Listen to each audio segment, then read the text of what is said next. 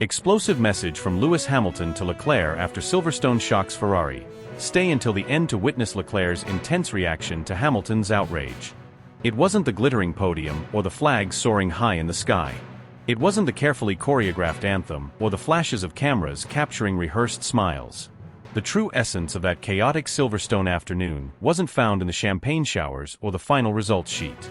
It lived elsewhere, buried deep in the white noise of radio static, in the fragmented communication between cockpit and pit wall, in the fleeting moments of pure instinct when the world turns gray and only clarity of thought separates the contenders from the lost. The true story unfolded away from the spotlight, hidden in the rain-soaked silence between two men driving identical machines through the same deluge, armed with the same data, the same engineering, the same instructions, but diverging at the crossroads where confidence meets hesitation. Two drivers. Two Ferraris. One mission. What followed was not a simple difference in performance. It was a masterclass in mental resolve versus fragile uncertainty. The skies darkened, the rain didn't tap politely. It came crashing down with violent intent. It swallowed visibility. It obliterated traction. It shredded strategies into meaningless fragments. Every team panicked. Every tire choice became a gamble. Every driver was thrown into the deep end without warning. What happened next separated those who waited from those who decided. Charles Leclerc, incredibly fast on paper, equipped with every tool needed to succeed, found himself caught between doubt and delay. The tires beneath him screamed for change, the car danced uncontrollably, the track turned traitorous, and his response wasn't action, it was a plea for direction. What are we doing? 4 soft words in a world that demanded a roar. He asked again. And again. Every second he waited was a second of lost opportunity, a heartbeat of vulnerability. He was trapped in a feedback loop of hesitation, a downward spiral where instinct was overruled by indecision. He was looking for leadership instead of being it. Meanwhile, inside the other SF-24 cockpit, Lewis Hamilton wasn't waiting for someone else to take control. He felt the car lose balance, sensed the surface shifting beneath him, recognized the storm not as a threat, but as a call to arms. He didn't consult. He didn't stall. He didn't float in the fog of what-ifs. He grabbed the moment by the throat. No drama. No over-talking. Just one sentence, sharp and final, box for inters now. That's it. No questions. No doubt. Just execution. Instant. Ruthless. Precise. And the garage? They didn't ask twice. They didn't deliberate. They didn't pause to check the radar again. They jumped into motion like a unit that knew they were following someone who had already seen the path through the storm. It wasn't strategy, it was trust. In his tone. In his timing. In his track record of delivering when the world melts into chaos. He pulled into the box. Tires were swapped with military efficiency. And when he emerged, it wasn't just with better grip. It was with something far more dangerous. Momentum. From that point on, it was like watching something elemental. While others slipped, stumbled, and searched for answers, Hamilton carved through the wet like it was dry. While drivers hesitated on throttle, he danced on the edge. Where others saw puddles, he saw possibilities. The car wasn't gliding. It was attacking. Controlled aggression at its finest. Each lap was sharper than the last. Every apex hit like a sniper shot. Rivals were passed not with reckless bravery, but with measured violence. No contact. No waste. Just calculated, clinical, crushing pace. And the clock? The numbers started bleeding in his favor. Every time he crossed the line, someone ahead felt the pressure behind them ratchet up. Position by position he climbed, not because others fell apart, but because he was relentless. The grip didn't improve.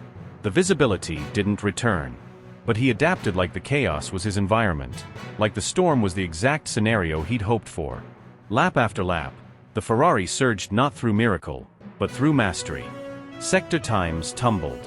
Gap deltas collapsed. There was no shouting.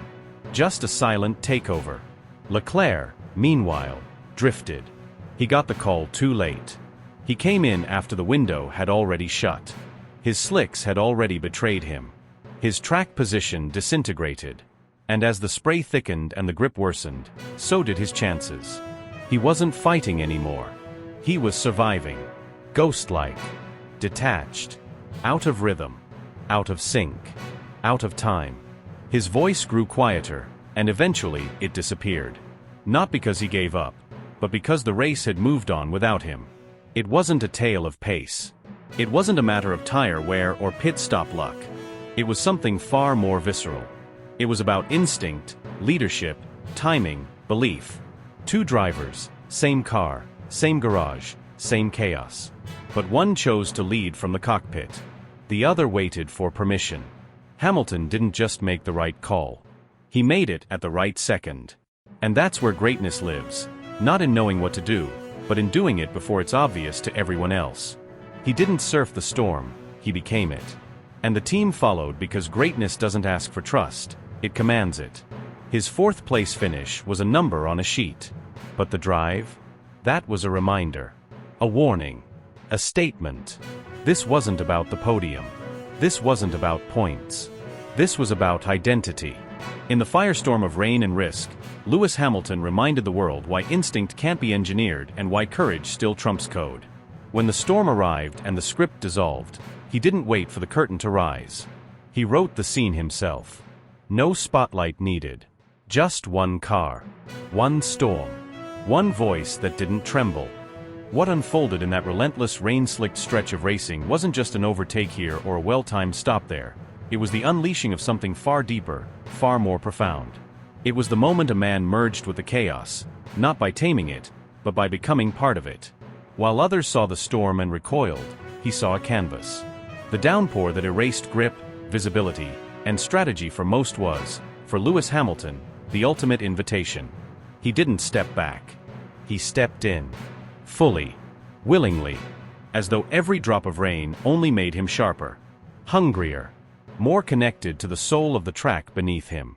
When the tires were swapped and he rejoined the race, he didn't merely slot back into position. He returned with fire in his fingertips and poetry in his control. There was rhythm in his right foot, precision in his hands, and something chillingly calm in his demeanor. The throttle wasn't just applied, it was expressed. The wheel wasn't turned, it was spoken to. In every apex, every wet braking zone, every feathered input, Hamilton wasn't battling the conditions. He was using them. The rain didn't neutralize his ability. It unleashed it. Each lap after his stop felt like a cinematic sequence slowed down just enough to show the mastery unfolding. Not because it was dramatic, but because it was flawless. He floated where others fought. He glided while others skidded. He found confidence where others were clinging to survival. It wasn't reckless. It wasn't risky. It was commanding in a way that defied description.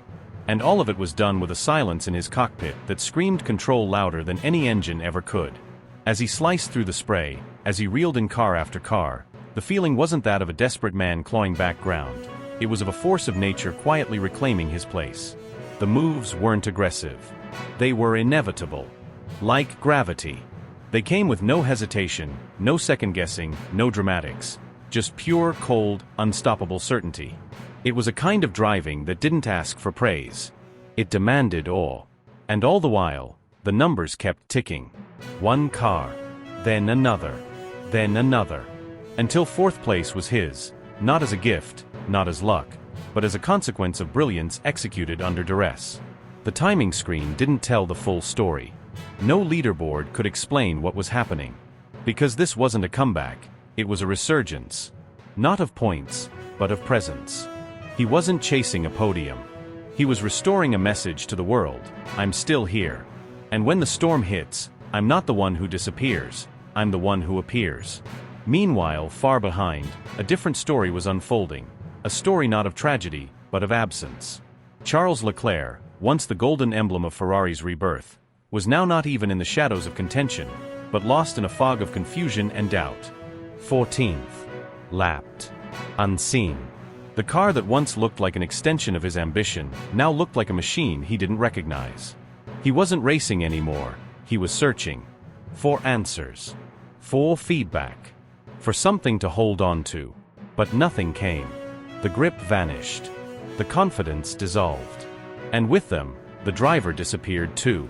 And that disappearance wasn't physical. It was existential.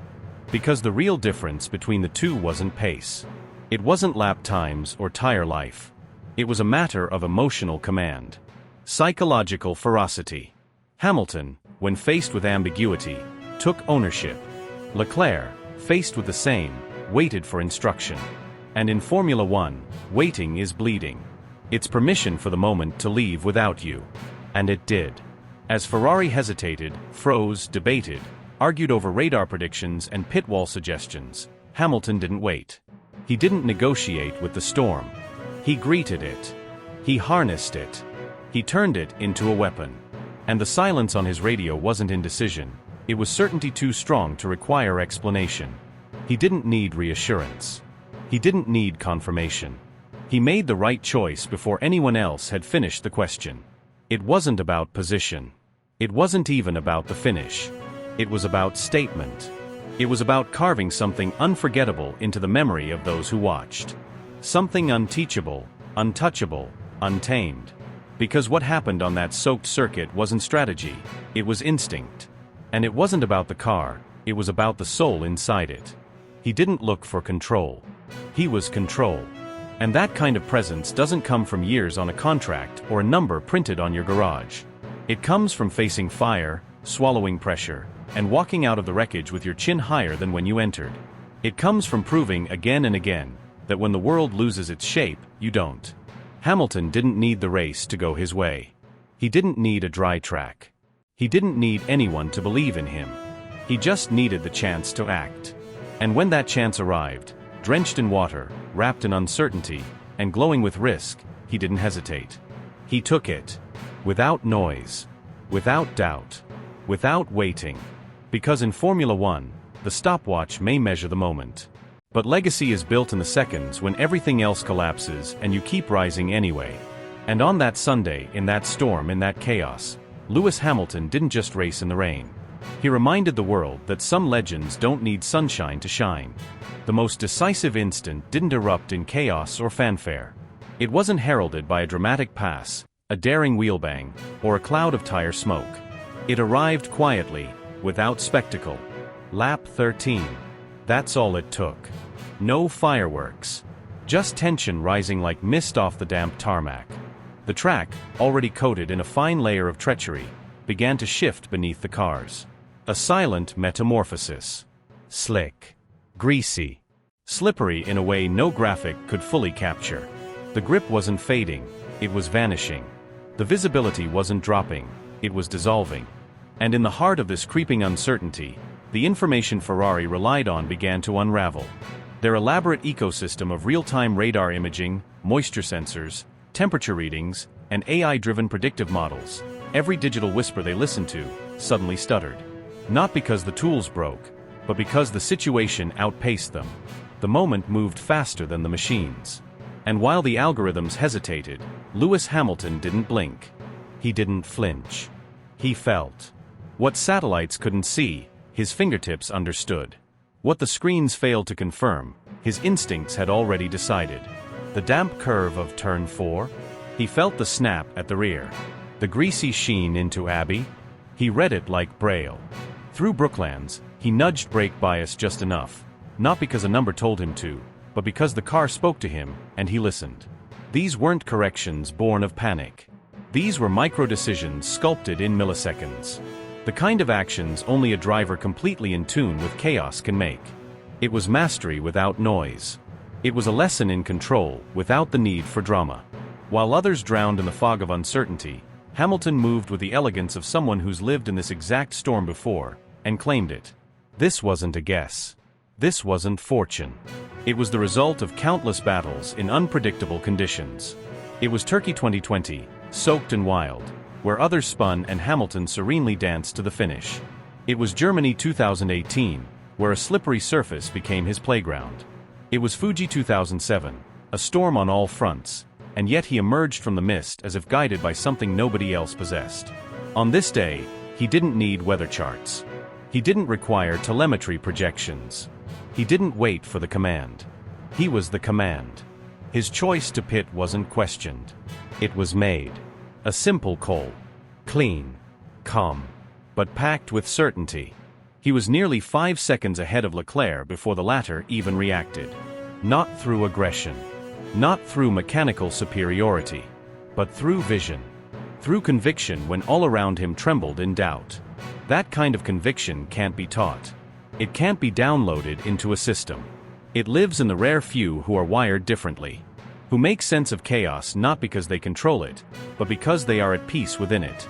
On the other side of the garage, Charles Leclerc found himself buried beneath layers of confusion. His talent, enormous. His pace, undeniable. But in this moment, stripped of clarity, with spray blinding him and the tires falling away beneath him, the doubt crept in. It started in his fingertips, then into his mind, and finally into his voice. Should I stop? He asked. Then asked again. And again. His queries didn't carry leadership. They carried uncertainty. His brilliance, so often explosive, was suffocated by a creeping fog of indecision. He wanted answers from the pit wall, but none came fast enough. And he didn't trust himself to decide. And in that gap, in that single breath of hesitation, the race slipped away. Not to Lewis Hamilton, but to time. To the ticking clock that punishes hesitation more cruelly than any rival. When Leclerc finally came in, the moment was already gone. The track had already changed. Hamilton had already disappeared up the road. Ferrari's tools were impressive. Weather scanners, predictive grip models, crossover graphs. But they were slower than the moment. Hamilton wasn't. He didn't need predictions. He didn't need confirmation. He was ahead of the curve, literally and mentally. Every adjustment he made wasn't born of guesswork. It was calculated in his gut, measured in feel, executed with icy precision. Leclerc, for all his skill, was waiting for the green light. Hamilton built the road while driving on it. That's the raw difference. Not in speed, not in machinery, but in mindset. One waited for certainty. The other created it. One responded to the race.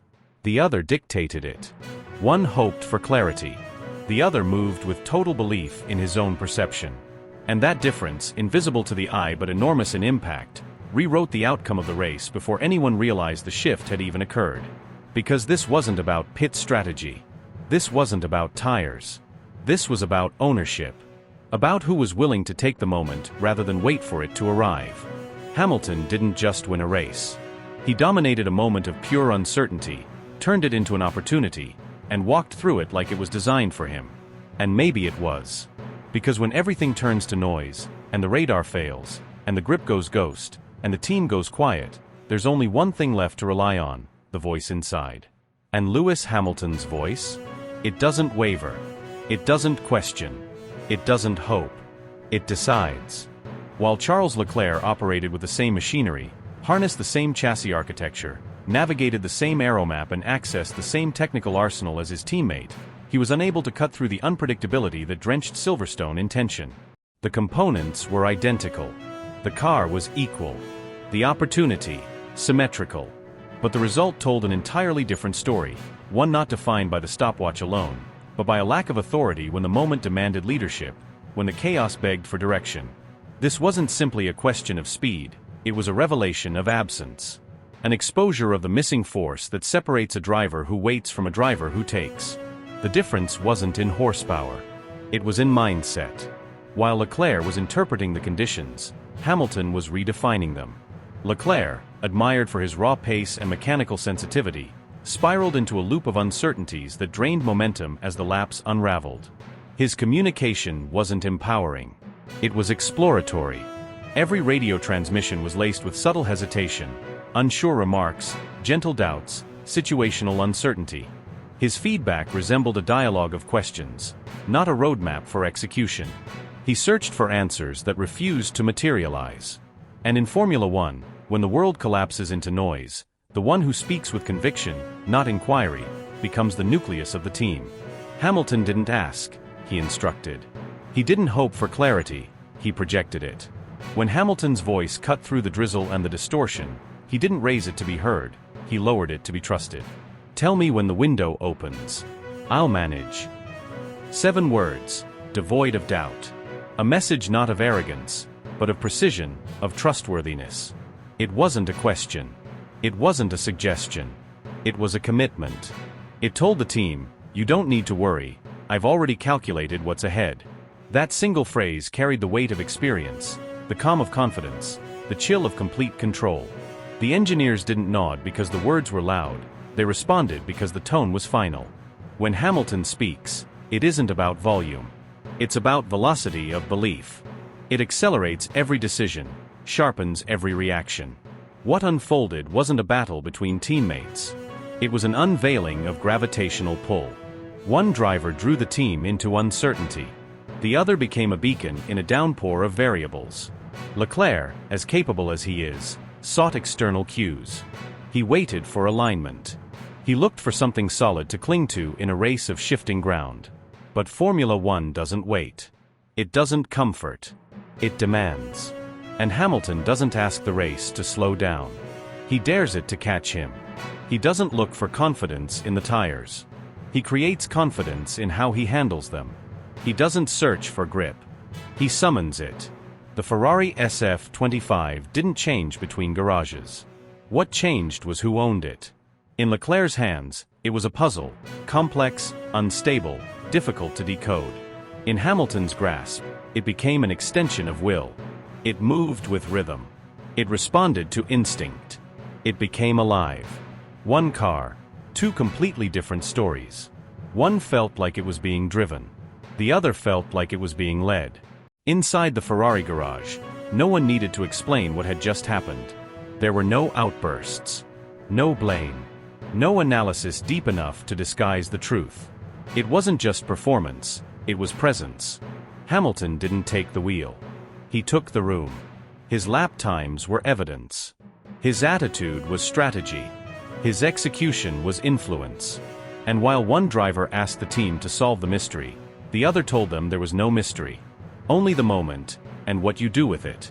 In motorsport, belief isn't given. It's earned. Not by titles or trophies, but by how you act when the world offers no guarantees. When rain smudges the lines and visibility vanishes. When traction is a theory. When trust must override telemetry. In those conditions, Hamilton didn't slow down, he became inevitable. Every lap was a message. Every decision, a signal. Not to the competition, but to the garage, to the leadership, to the heartbeat of Maranello. This is how you build legacy. Not in celebration, but in storms. Leclerc fought the car. Hamilton commanded it. One raced through fog. The other cut through it. One driver hoped to survive the chaos.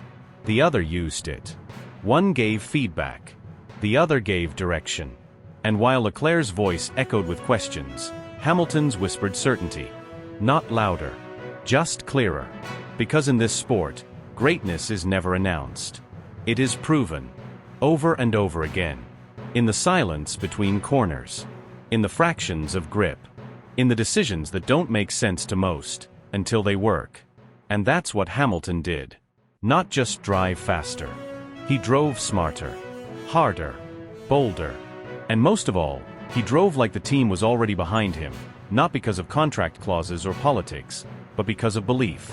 Because when he says, "I'll manage," you know he will. Every single turn, every single maneuver, every decision Lewis Hamilton made during that rain-threatened afternoon at Silverstone was not improvised, not reactive, not born out of last-minute instinct. It was foresight turned into action. He wasn't simply responding to the track, he was controlling it. As the laps ticked by and the conditions remained unstable, Hamilton seemed to be operating in a parallel reality, one where the grip levels, the braking zones, the car behavior, all of it, were working in harmony with his vision, not against it. While others, including his own teammate Charles Leclerc, were struggling to find rhythm, misjudging corners, and fumbling with inconsistent balance, Hamilton was already calculating exits. 2 apexes ahead, manipulating every input with total composure, pushing a machine to deliver more than it was ever supposed to. As Leclerc fought wheel-to-wheel with midfielders, battling AlphaTauri and Aston Martins like he was stuck in quicksand, Hamilton sliced through traffic with elegance and menace. There was no hesitation in his moves, no second-guessing. Just a relentless, calculated march forward. And as Charles began to lose touch with the lead pack, his body language changed. His posture in the cockpit became tight. The radio messages grew frustrated. Missed apexes followed. Lockups crept in. His lines became erratic. What had begun as a hopeful challenge turned into visible desperation. After the race, the contrast between the two couldn't have been starker. Leclerc stood in front of the media, drenched in disappointment and speaking in fragmented explanations, complaining about spray visibility, unstable rear-end grip, and a setup that didn't evolve as expected. But no amount of technical jargon could disguise the reality that everyone had just witnessed. Both men had been given the same car, the same tools, the same opportunity. One had turned that package into a weapon. The other had been consumed by it. Inside the Ferrari garage, no one needed to say anything. The silence was louder than words. There were no emergency meetings, no blame games, no raised voices. But the atmosphere had changed, permanently. Engineers glanced at telemetry screens with newfound awareness. Strategy personnel reviewed lap comparisons with a different energy. The unspoken acknowledgement rippled through every corner of the team. Something fundamental had shifted. Hamilton hadn't made demands. He hadn't needed to bang tables or declare intentions. He simply took control. He seized the respect of the team not through hierarchy or legacy, but through precise, uncompromising excellence. He didn't act like someone asking to lead, he led. And the difference between him and Leclerc, a driver who has worn red for years, was suddenly impossible to overlook. The impact of what unfolded went far beyond on-track positions. This wasn't just about racecraft or tire strategy. This was about the invisible war for authority inside Ferrari, a war for influence, for control over the direction of the team, for the right to shape what comes next. Silverstone didn't just showcase Hamilton's driving. It revealed where the real power was beginning to flow. It spotlighted the subtle shifting dynamic that no press release will admit, but everyone inside the paddock can feel. Heading into the weekend, Leclerc had the numerical advantage. More points, better finishes, statistical superiority. But those numbers couldn't mask what truly mattered: momentum. And Hamilton seized it with both hands. His drive to fourth place may have looked modest on paper, but it was monumental in impact. That race was not about scoring, it was about staking a claim. A claim to the soul of the team. A claim to the 2026 project. A claim to the trust of the people who matter most behind the scenes. While Charles wrestled with frustration, Lewis planted a flag in the heart of Ferrari and dared anyone to ignore it. This is no longer about catching Red Bull. Everyone inside the factory knows that the title is out of reach this season. But the bigger decision, the one that will define the next era of Ferrari, is already being made silently, through performances like this. The Scuderia isn't fighting for podiums right now. It's fighting for direction. It's fighting to figure out whose vision will steer the future. And at Silverstone, that question didn't get answered with strategy boards or technical reports. It got answered on track, in wet conditions, under enormous pressure, where legends separate themselves from hopefuls. Leclerc is not without talent. His speed is real. His passion is undeniable. His history with the team is deep. But there is a difference between being fast and being formidable. Hamilton didn't just drive a strong race, he dominated the intangibles. He inspired belief. He took a difficult car and made it work. He didn't whine on the radio. He didn't search for excuses. He found solutions, corner after corner, lap after lap. And when the team looked for answers, they found them not in spreadsheets, but in the way Lewis carried himself when it mattered most. No meetings were needed to declare a leadership shift. The data did that. The demeanor did that. The confidence radiating from Hamilton after the race was not arrogance, it was confirmation. That this is what he came here to do. That he didn't trade silver for red just to fade into history. He came to shape destiny. And now the people around him, engineers, designers, strategists, are starting to realize that the story they thought they were writing may no longer be theirs alone to tell. Silverstone wasn't a race. It was a turning point. A moment where one man's excellence outgrew his machinery and forced an entire organization to see him differently. It didn't take a win to shift the paradigm. It took relentless brilliance in the face of uncertainty. And as Ferrari looks toward the future, toward regulation changes, toward 2026 and beyond, there's a new center of gravity pulling everything in one direction. That center is no longer Charles Leclerc. It's Lewis Hamilton. Something deeper is unraveling behind the closed doors of Maranello, something that isn't being spoken aloud in press conferences, isn't acknowledged in interviews, and isn't printed in glossy media releases, but is spreading like wildfire through every corridor of Ferrari's operation. In the post-race technical debriefs, where voices are low and body language speaks volumes, in the cold, silent simulator rooms where precision is law and emotion has no currency, and in the endless layers of data analytics where numbers don't lie and loyalty doesn't matter, an uncomfortable truth is rising to the surface, inch by inch, lap by lap. They may not dare to say it out loud yet, but they feel it. They know it. They see it. Lewis Hamilton, over the course of 30 relentless, brutal, unforgiving laps in ever-changing conditions at Silverstone, clawed back nearly 18 seconds on his own teammate. Not in a faster car. Not on a different strategy. Not with cleaner air or superior equipment. The same machine. The same tires. The same weather. The same downforce. Identical tools. Radically different outcomes. The numbers are being scrutinized again and again. Brake temperatures. Tire degradation curves. Sector splits. Turn-in velocity. Throttle modulation in wet patches. Every data point confirms the same story. One driver adapted like a predator sensing blood. The other drifted into uncertainty. It's not just a gap in lap time, it's a chasm in execution. And that growing, undeniable disparity has ignited a conversation no one wanted to have. A debate that cuts deeper than performance. A question that strikes at the very soul of Scuderia Ferrari. Who should carry this team forward? Who do you build the next chapter around? Who do you trust not when things are easy, but when everything unravels? Silverstone wasn't about trophies. It wasn't about championship implications or media hype. It wasn't about who smiled more in the paddock or who made the better overtake. It was something far more dangerous. It was a revelation. A shift in hierarchy. A subtle but seismic recalibration of who's truly in control. In Ferrari's political minefield, where alliances matter, where narratives shape futures, and where every eye is trained not just on performance but on presence, Hamilton didn't just steal attention. He redefined the atmosphere. He didn't speak louder. He didn't need to. His laps spoke for him. His silence thundered. His composure under fire became the measuring stick.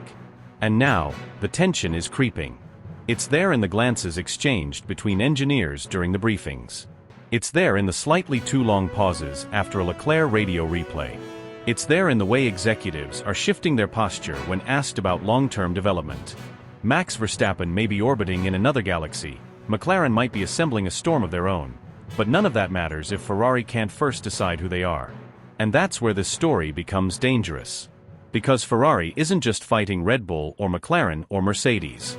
Ferrari is fighting itself. It's no longer a battle between constructors, it's a war between visions. On one hand, Charles Leclerc, the golden child, the heir to Ferrari's romantic ideals, the poster boy of the Tifosi. A driver with prodigious speed, flashes of raw brilliance, a man raised within the system, born to wear the red suit, groomed for greatness. But year after year, race after race, he has been forced to navigate a carousel of missed chances, strategy failures, and indecision. The talent is undeniable. But what Silverstone exposed, in excruciating clarity, is that talent alone doesn't command a team. It doesn't provide clarity in a storm. It doesn't lead when the map disappears. For all the speed, for all the potential, the Ferrari garage watched another race slip through their fingers, and Leclerc again was not the anchor they needed. On the other side, Hamilton, a newcomer, a veteran, a global icon, a man whose career has been sculpted by legacy-defining victories and moments of transcendent clarity under the most brutal pressure. But what he did at Silverstone wasn't about the past. It wasn't about nostalgia. It was a demonstration of now, of presence, of command. He didn't drive the car, he commanded it. He didn't wait for orders, he made them obsolete. He didn't react, he anticipated. Every decision he made during those 30 laps tightened his grip on the team. Every second gained chipped away at the old pecking order. Every quiet, emotionless piece of radio communication was another block in the foundation of a new identity, his identity. This wasn't a race. This was a silent revolution. And now that it started, it can't be stopped. It's bleeding into the technical meetings. It's whispering through the wind tunnel updates. It's shaping the thinking behind the 2026 chassis. Because when the factory sees the data, when they compare driver inputs, when they analyze who preserves tires better, who communicates with clarity, who adapts faster in dynamic conditions, who uplifts the team instead of destabilizing it, it becomes impossible to ignore what's happening. The numbers are no longer just numbers. They're proof.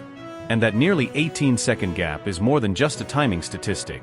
It's a statement of authority. It's leverage. It's the thing no strategist can explain away and no race engineer can deny. And it's growing. It's gaining weight. And it's shifting the gravitational pull within Ferrari's walls. Decisions are coming.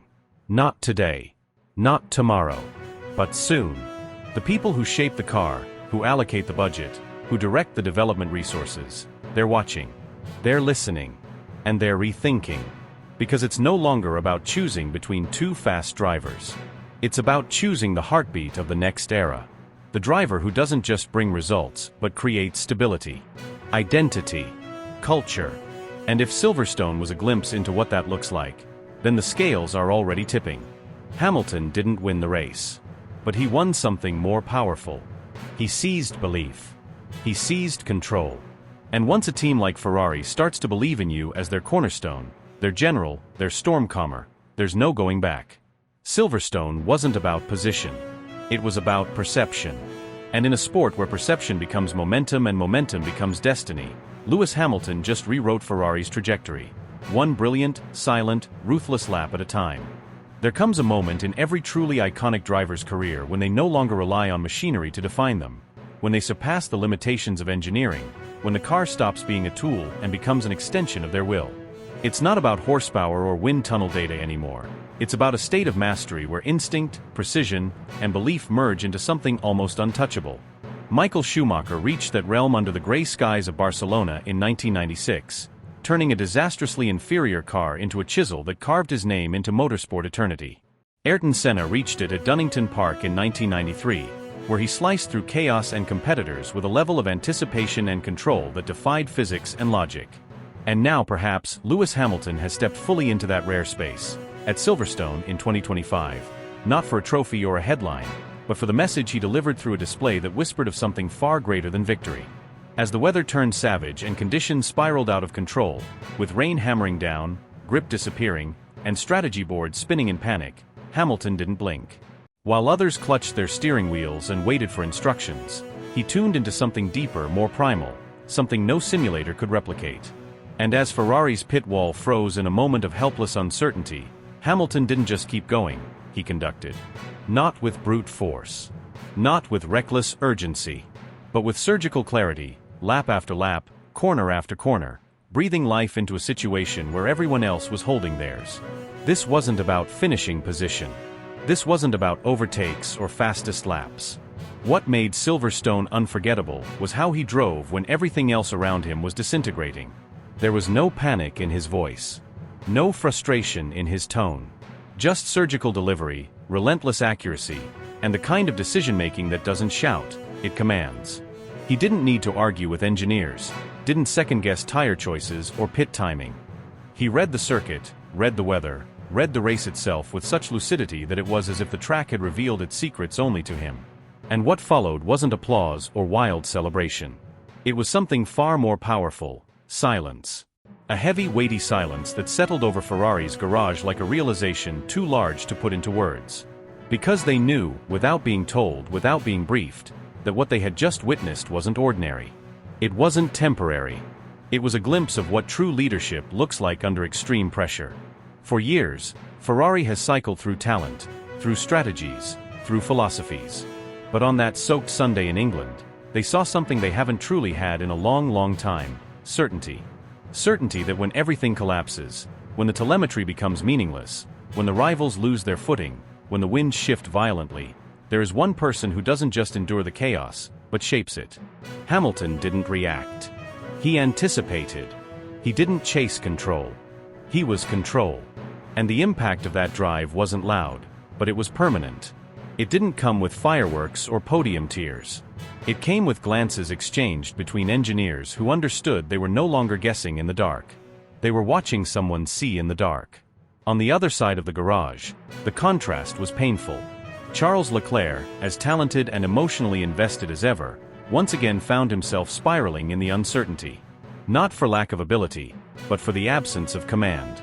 Of that next-level instinct that allows a driver to rise above information and feel the truth of the race through their fingertips. The kind of clarity that can't be taught.